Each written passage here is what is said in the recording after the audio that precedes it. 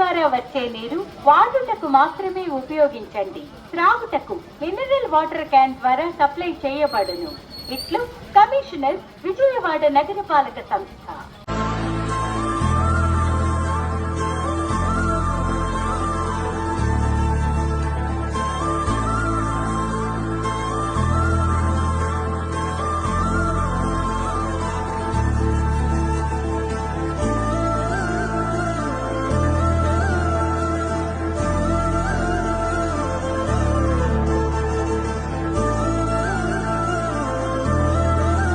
విజయవాడ నగరపాలక సంస్థ.